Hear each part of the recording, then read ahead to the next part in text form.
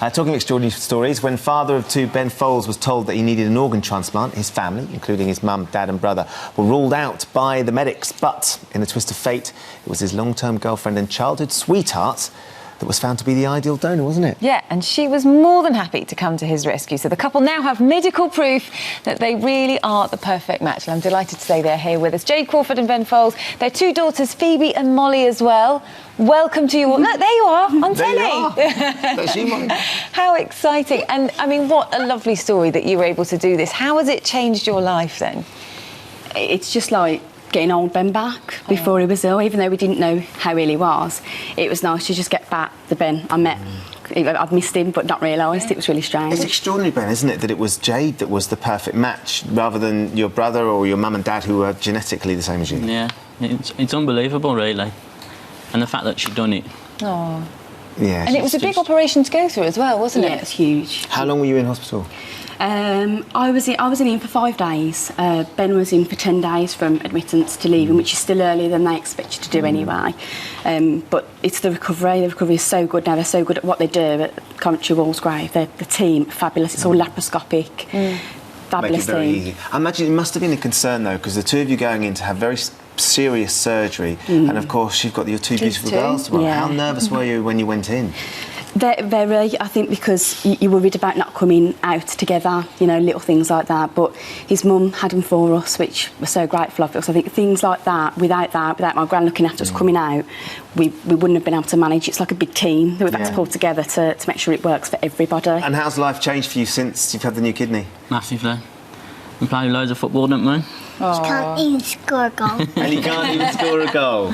Well, We spend loads of time together. Yeah. It's unbelievable. Your energy's back. You feel Yeah. lively and excited. Well, look, we know, Ben, that you wanted to say a very special thank you to Jade because of what she's done, and it's just extraordinary. Jade, have a watch of this.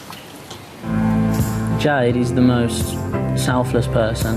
She puts everyone before her, literally everybody, and she'll do anything for anybody. She's the most selfless, caring person I've ever known. And she's an awesome mum. If I had one thing to say to her, I'd tell her how much I love her and a massive thank you for giving me my life back. And she always says to me that she's given me my 2 kids and my kidney, and what more can she do for me? And I just want to say a massive, massive thank you. It's lovely, isn't it? Like, so you're crying already here. We've got some dishes. You look lovely. But look, Jade, that's not all he wants to say to you. There's something else very special that he'd like to ask you. Well, you know, mate. Yeah! There you go, look. You got these. Now then, Jade, for heaven's sake, it's going to be unfair of us to ask you how you feel. We've got some flowers for you, some champagne. Hey, girls, How Daddy just exciting asked is Mummy to that? marry her. And she said yes, so we're all very relieved, aren't we, Ben? Ben, tell us a little bit about how special she is. I mean, you mentioned it in the VT, but she really is an extraordinary person, isn't she? I can't explain. She's just unbelievable. She really is. Now, how long have you wanted him to ask you to marry him? 11 years. Oh, so this has come as a bit of a surprise then, it's fair to say. I waited so long, I just didn't think it'd ever happen. You see what you had to commit? You only had to give him a kidney. Give him If you'd given it to him a a few kidney, years ago, it would have happened years before. So goodness me, look, well, thank you for coming and sharing such a special moment for you. Here you go, look, have some flowers as well. We're absolutely thrilled for you. Congratulations. Thank you so much for coming in and sharing your story and for sharing this special moment as well. Big congratulations. How exciting is this? How exciting. And it looks like Mummy you and girls Daddy are might going be to get married. bridesmaids as well, which I'm sure you're going to absolutely love. Ben, Jade, thank you so much. Thank you. Our pleasure. Congratulations. It's Ben you've got to thank. Oh, well, it's time for a look at the weekend weather now. And this morning, Laura is in Bristol. We've got lots of celebrations here in the studio, Laura. Will we be celebrating the weather?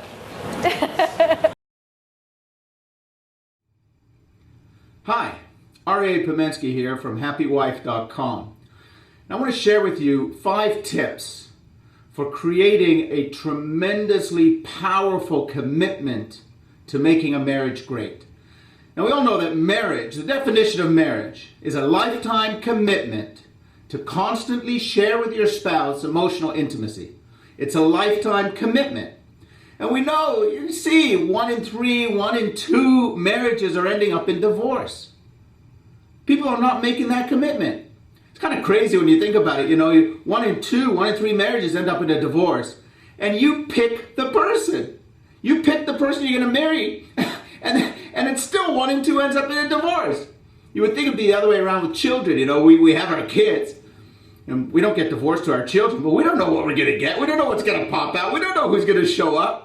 Yet we make a commitment. All right, they're my kid for life. We're going to make it work. But the person we choose to be married to, we make a commitment to them. Well, I'll commit as long as I'll commit, unless it gets too hard. No, in order to succeed, you need a foundation of a marriage, which is the commitments. And I want to give you the 5 tips, what I call the 5 commitments that a person needs to set the foundation for a fantastic marriage. First commitment is that you just have to show up. You got to show up. You can't be absent. You just can't be absent. You got to be there. And when I say be there, I mean on all different levels. First, you got to be there physically.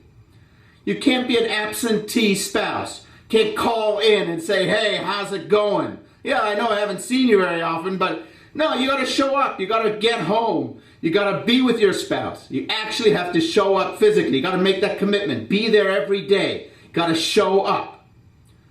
Not only do you have to show up physically, you got to show up emotionally. Marriage is an emotional connection. It's making an emotional connection, getting closer every day. So you got to show up emotionally. Everybody's bringing baggage into their marriage from previous relationships, from their parents, from ideas that they've had. We're all scared. We all need to build trust.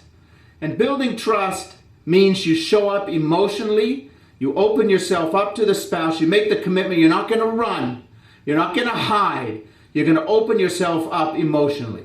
And that takes courage. You're making a commitment to have the courage to emotionally be there for your spouse. And the last part of showing up means that you're showing up for the long haul. You're there. The slightest bit of trouble, boom, you're not going to run for the hills. No, I'm here. I know that my marriage, our relationship is great. Right after we get over this hurdle, this trouble, we work through it, it's going to be great. First commitment, just show up. Second commitment is you have to make a commitment to make daily connections. Daily. You know, a marriage, it's not going to happen by itself. It's just not going to happen by itself. You need to show up. You need to show up. You can't take days off. Every day you have to make a commitment that today I'm going to feel closer to my spouse. Today I'm going to make them feel closer to me. I have something I call the 2-week marriage syndrome. You know what it's like? You know, a 2-week marriage. Well, you know, honey, life is busy with the work and you know what? We haven't really connected. You know what we need to do? We need to go on vacation together. And you go on vacation, you leave the kids, you leave the city, you leave the job, you leave everything behind, and you have 2 weeks of paradise on an island together, a resort, and you connect and you're intimate and it's fun and you're oh, wow, is this incredible? And then you get home, you go, this is really nice. I feel really close to you, really connected to you. Really great. And then the routine kicks in. And work, and children, and chores. And all of a sudden you look back at your spouse and go, wow, 10 months has passed. We really haven't had any connection. You know what we need? A vacation. And you take a 2-week holiday and it's great. And this happens for 20 years. You know what? You end up being married 2 weeks a year for 20 years. You can't do that. You have to make a commitment to make a daily connection. Daily connection. And that means making your lifetime daily commitment statement, which is today I wake up, I say, thank God I'm alive. All right, now what am I going to do to make my spouse feel that they're the most important thing in my life today? What I'm going to do today to make them feel really connected to me today? You have to make that commitment to make daily connections.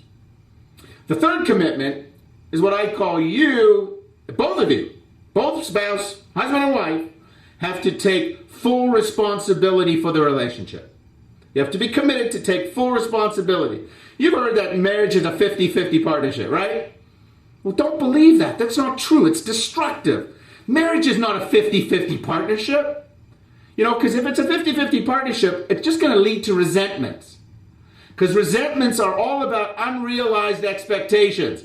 And if I have an expectation it's a 50-50 partnership, that means I'm doing my 50%. But you only did 49%. You should have done your 50. And now that you're doing your 49, I'm only going to do 49. Or maybe even 48. Teach you a lesson. And all of a sudden that marriage starts spiraling downhill. No, it's not a 50-50 partnership. Marriage is 100% zero partnership both ways. You have to make the commitment that you're going to take responsibility for your relationship. You are going to take responsibility for your marriage and do your best. And that's all you can do, is do your best. And you do your best. What do you do for a living? You're a doctor, you're a lawyer, you're a mechanic. What do you do for a living? A teacher?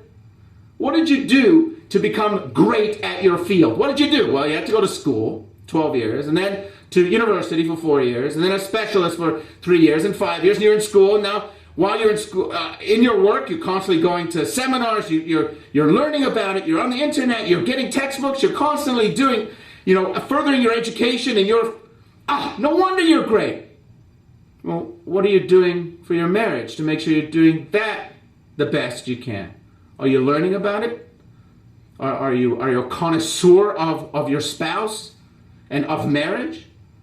You have to be committed to do your best. You're taking full responsibility, which means you have to do your best.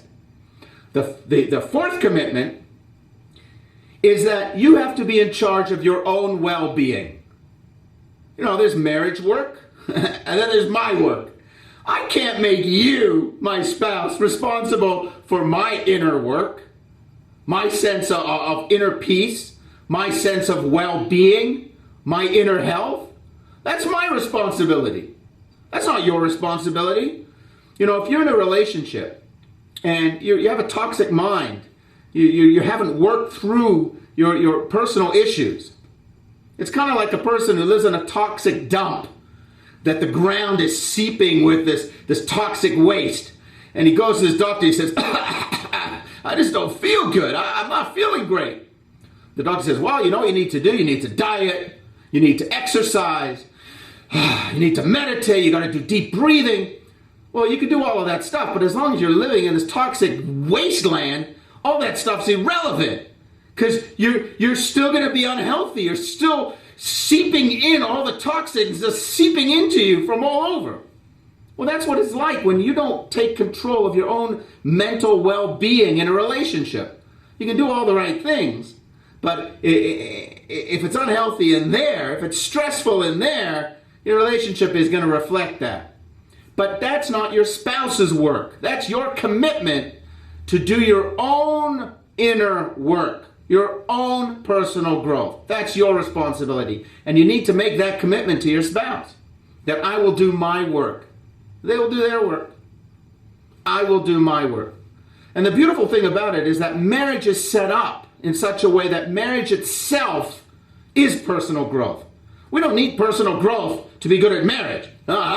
We need marriage to be good at personal growth. Marriage is where we get challenged in all different areas of our life. We get challenged to be a giver. We get challenged to be honest. We get challenged to be selfless. We get challenged in so many different ways. The marriage itself is the opportunity for personal growth. So that commitment to personal growth is the commitment to marriage. It's beautiful. The fifth